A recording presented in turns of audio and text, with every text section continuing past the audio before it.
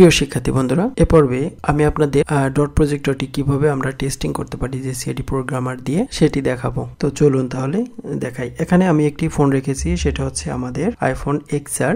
এই XR এরই dot projector আমি আপনাদের টেস্ট করে দেখাবো। এখানে যে ফোনটি রেখেছি এই ফোনটির ফেস আইডি ভালো আছে। আমি আপনাদের আগে ভালো একটি ডট প্রজেক্টর টেস্ট করে দেখাই যে একটি ডট প্রজেক্টরে কি কি বিষয় থাকে। আমি এই ফোনটি আগেই খুলে রেখেছি যাতে আমাদের সময় নষ্ট না হয়।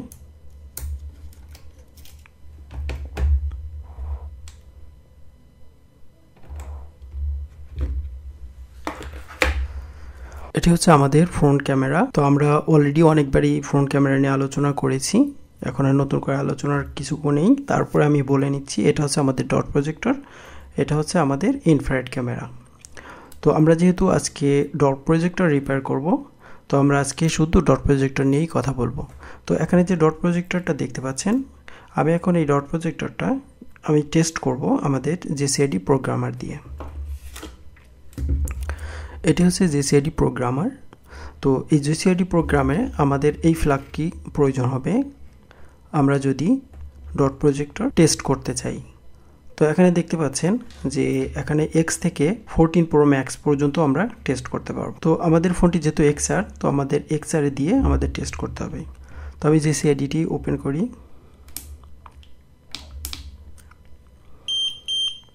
তো আমাদের সিএডিটি অন হয়ে গেছে। তো আমি আগে আপনাদের দেখাই আমাদের এই ডট প্রজেক্টরটা কিন্তু ভালো আছে।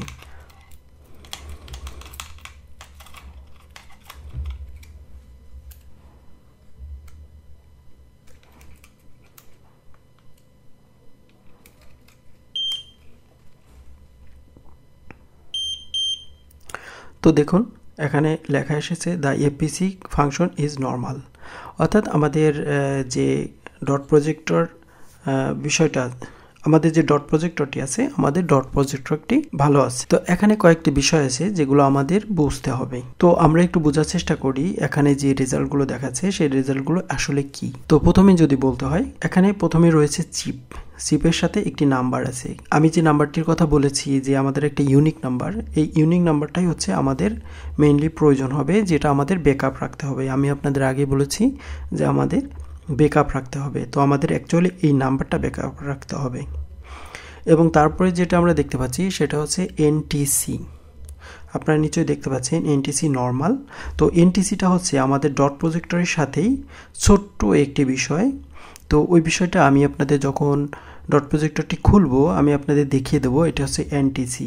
তো এনটিসি সাধারণত সমস্যা কেমন হয়, যদি সমস্যা হয় আমরা এনটিসি কীভাবে ফিক্স করতে পারি আমি আপনাদের সেটি দেখাবো। এনটিসি যখন কাজ না করে তখন সাধারণত এখানে লেখা থাকে অ্যাবনর্মাল।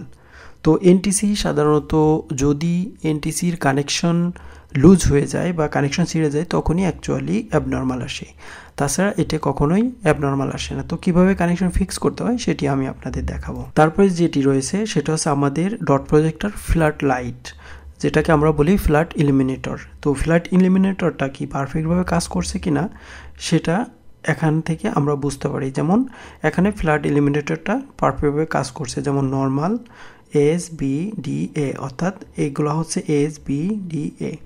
যদি আমাদের কোনো অংশ কাজ না করে, যেমন এই অংশ যদি কাজ না করে, তাহলে আমাদের এসটাই অ্যাবনর্মাল আসবে। তো এভাবে আমরা প্রত্যেকটা ফাংশন আমাদের নর্মাল আনতে হবে এবং চিপ নাম্বার আনতে হবে। তো যখন আমরা একটি নষ্ট ফ্ল্যাক্সের এই নাম্বারগুলো নিয়ে আসতে পারবো তখনই অ্যাকচুয়ালি আমরা রিপারেশন কমপ্লিট করতে পেরেছি বা করতে পারবো। আমি আপনাদের গত পর্বে দেখিয়েছিলাম যে কিভাবে আমরা ডিজেবল ফেস আইডি রিপেয়ার করব। আমি আপনাদের দেখেছিলাম যে যদি আমাদের SBDA অ্যাবনর্মাল হয় কিভাবে আমরা নর্মাল করতে পারি। আমি আপনাদের একটি চিপ ব্যবহার করে কিভাবে আমরা ফিক্স করতে হয় সেটা আমরা গত পর্বে দেখেছি। গত পর্বে আমরা দেখেছি আমাদের কোনো সোল্ডারিংয়ের প্রয়োজন হয়নি, শুধুমাত্র একটি রিপেয়ার ট্যাগ ব্যবহার করেই আমরা সেটি ফিক্স করতে পেরেছি। এই ক্ষেত্রে রিপারেশন করাটা কিন্তু খুবই সহজ ছিল, তবে আমরা এখন যে রিপারেশন করতে যাচ্ছি এটি কিন্তু একটু কমপ্লিকেটেড। আমরা যে আগের পদ্ধতিতে ফেস আইডিটা ঠিক করেছিলাম রিপেয়ার ট্যাগের মাধ্যমে, এটি কিন্তু শুধুমাত্র যদি আমাদের এই 4টে অপশন অ্যাবনর্মাল থাকে তখন। কিন্তু যদি আমাদের এই চিপ নাম্বার যদি না থাকতো, আমাদের যদি এনটিসি অ্যাবনর্মাল হয়ে যেত, তাহলে কিন্তু আমরা ওই পদ্ধতিতে ফিক্স করতে পারতাম না। তো এই ক্ষেত্রে আমি আপনাদের একটা বিষয় বলি, আমাদের এখন কিন্তু নাম্বার অ্যাভেলেবেল, এনটিসি ভালো আছে, বা আমরা যে এসবি ডিএ আমরা নর্মাল দেখতে পাচ্ছি। কিন্তু এখন আমার প্রশ্ন, যদি আমাদের এই ফ্লাক্সটি ছিঁড়া থাকতো, এই ফ্লাক্সটি ছিঁড়ে যাওয়া কিন্তু খুবই নর্মাল একটি বিষয়। সাধারণত কাস্টমারের কাছ থেকে ফোন যখন পড়ে যায় বা ডিসপ্লে ভেঙে যায়, তখন কিন্তু এই ফ্লাক্সটি ছিঁড়ে যেতে পারে। তো ছিঁড়ে গেলে কি হবে? ছিঁড়ে গেলে কিন্তু টোটাল কোনো কিছুই কিন্তু আসবে না। তো আমরা যদি টোটাল কোনো কিছু না আসে, তাহলে আমরা কিভাবে কি করব? সেক্ষেত্রে একটু পদ্ধতি আমাদের অবলম্বন করতে হবে।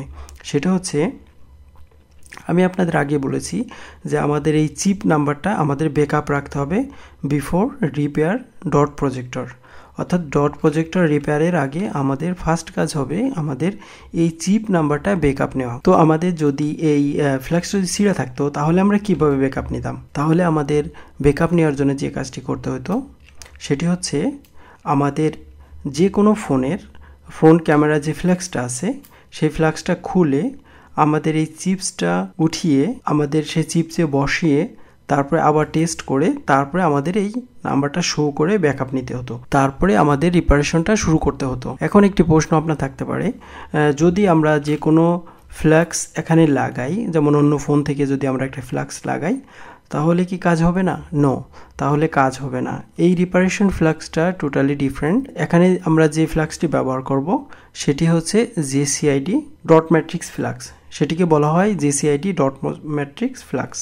তো আমি আপনাদের সেই ফ্ল্যাক্সটি সম্পর্কে একটু পরিচয় করিয়ে দিই। এটি হচ্ছে আমাদের ডট ম্যাট্রিক কেবল। তো এখানে আপনি দেখতে পাচ্ছেন, আমি আপনাদের দেখাচ্ছি। আপনারা যখন কিনবেন এটা ভালো করে দেখে নেবেন। এটা জেসিআইডি ফেস আইডি ডট ম্যাট্রিক্স কেবল। তো আমি এই কেবলটি খুলি, আমি আপনাদের দেখাই কেন এটি একটি ডিফারেন্ট একটি কেবল।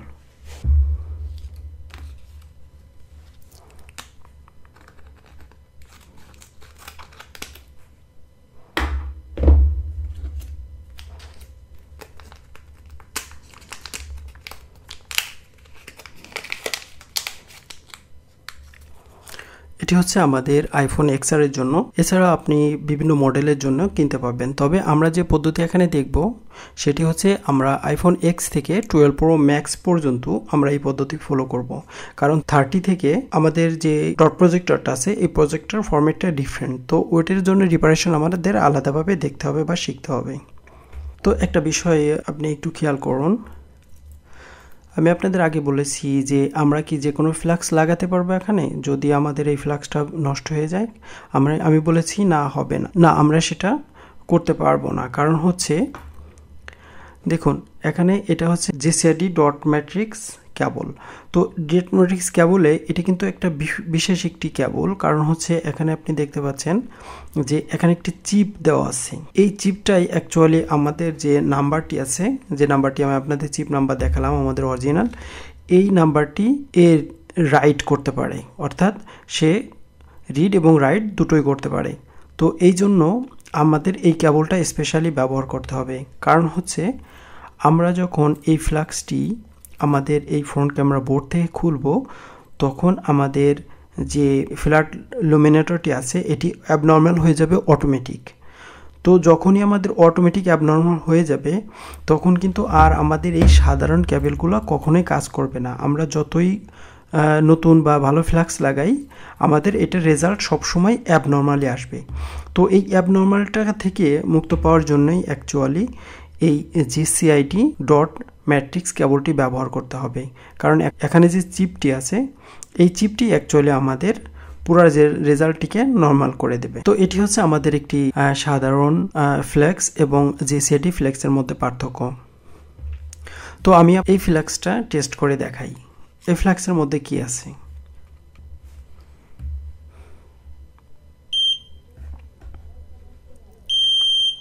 তো দেখুন একটি বিষয়, এখানে আমি আপনাদের আগে একটি দেখিয়েছি এটার রেজাল্ট কেমন। তো দেখুন এখানে চিপ এমটি, অর্থাৎ আমাদের এখানে কোনো চিপ নাম্বার নেই। তো যেহেতু এমটি আছে, সেহেতু আমরা এখানে একটি নাম্বার রাইট করাতে পারবো এবং আমরা সেটি এই জিসিআইডি প্রোগ্রামার দিয়েও রাইট করাতে পারি এবং জিসিআইডি রিপেয়ার অ্যাসিস্ট্যান্ট দিয়েও করাতে পারি, কিন্তু আমি আপনাদের দুটো বিষয়ই দেখাবো যাতে আপনারা শিখে নিতে পারেন। এবং এনটিসি অ্যাবনর্মাল, অর্থাৎ আমাদের এই ফ্লাক্সের সাথে কোনো ডট প্রজেক্টর নেই, তাই অ্যাবনর্মাল। এবং এসবিডিএও অ্যাবনর্মাল, কারণ হচ্ছে আমাদের এখানে ডট প্রজেক্টরটি নেই এবং ফ্ল্যাট লাইটটি নেই।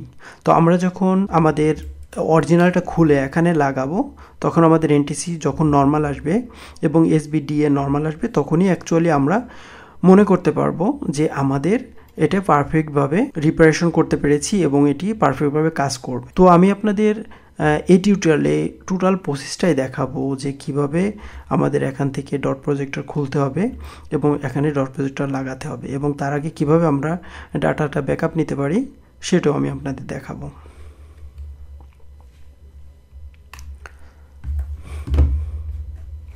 আমরা দেখলাম যে কিভাবে আমরা টেস্ট করতে পারি, সে বিষয়টি আপনাদের দেখালাম। তো পরবর্তী পর্বে আমি আপনাদের দেখাবো কিভাবে আমরা ডাটাটা ব্যাকআপ নিতে পারি।